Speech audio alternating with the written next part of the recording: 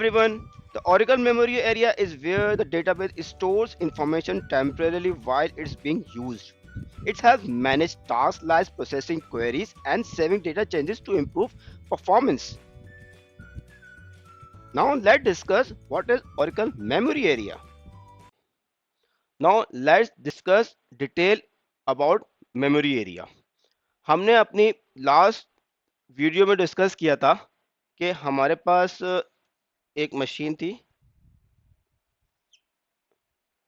में सबसे पहले हमारे पास ओएस हमने इंस्टॉल करना है, फिर हमने ओरेकल सॉफ्टवेयर इंस्टॉल करना है। जब ओरेकल सॉफ्टवेयर इंस्टॉल करेंगे तो फिर हमारे पास सबसे पहले जब डेटाबेस को अप करेंगे तो सबसे पहले क्या आएगा, हमारा इंस्टेंस इंस्टेंस आएगा। फिर हमारा आएगा स्टोरेज।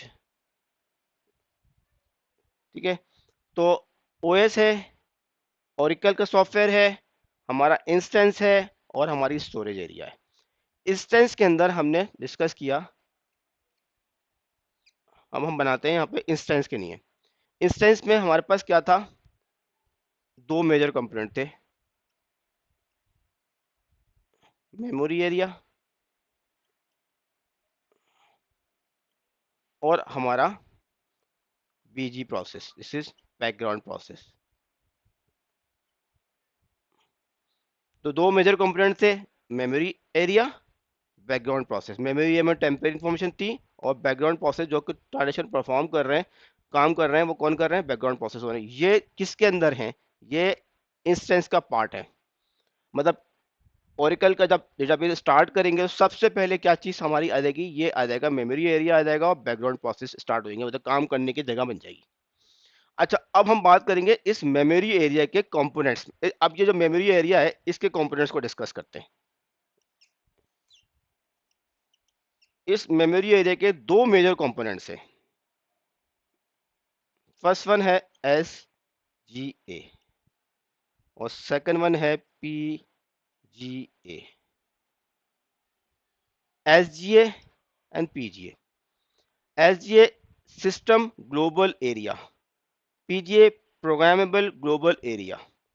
एसजीए के अंदर क्या आएगा, जो इस पूरे ओवरऑल डेटाबेस इंजन के लिए, ओवरऑल इंजन डेटाबेस के लिए जो रिक्वायर्ड होगा, जो इस ओवरऑल डेटाबेस इंजन में हर कोई यूज कर सकता है, जो कि शेयर्ड होगा, वो इंफॉर्मेशन हर यूजर इस्तेमाल कर सकेगा, वो इंफॉर्मेशन सारी कहाँ आएगी, एसजीए में आएगी। ओके, और पीजीए में वो इंफॉर्मेशन आएगी जो स्पेसिफिक यूजर्स की इंफॉर्मेशन होगी।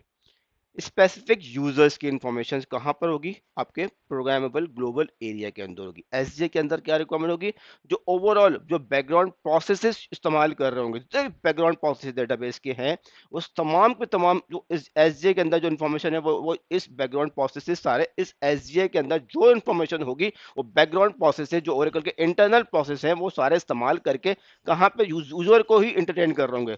मगर जो यूजर स्पेसिफिक इंफॉर्मेशन हैं वो कहां पर आएंगी, आपकी पीजीए के अंदर। ओके, तो अब हम डिस्कस करते हैं आपके सामने एसजीए के बारे में।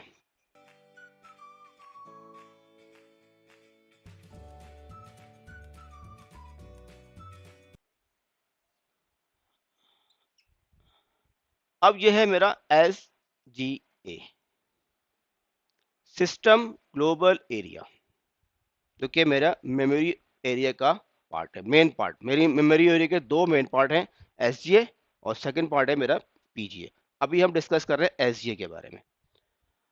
एसजीए के अंदर हमारे पास देखें, ओरेकल डेटाबेस में आप क्या ऑपरेट करेंगे, आपने एक डेटा सेलेक्ट करना है, मतलब आपने कोई इंफॉर्मेशन सेलेक्ट करनी है या कोई इंफॉर्मेशन अपडेट करनी है। सेलेक्ट करेंगे या अपडेट, इंसर्ट, डिलीट, यही चलाएंगे ना। टेबल क्रिएट करना है, टेबल क्रिएट करेंगे, टेबल ड्रॉप करना है, टेबल ऑल्टर करना है, किसी को ग्रांट प्रोवाइड करने हैं, तो आपके यही ऑपरेशन है ना। एसक्यूएल में क्या हमने ऑपरेशन पढ़े कि हमने डीएमएल से एग्जीक्यूट करनी है, डीडीएल करनी है, डीसीएल करनी है, ठीक है, और आपका टीसीएल कमांड करनी है जो कमिट है, रोल बैक है। तो आप डेटाबेस के यही ऑपरेशन है ना, वो ये तमाम के तमाम ऑपरेशन जितने भी हमने क्या यही डेटाबेस के ऑपरेशन परफॉर्म करेंगे।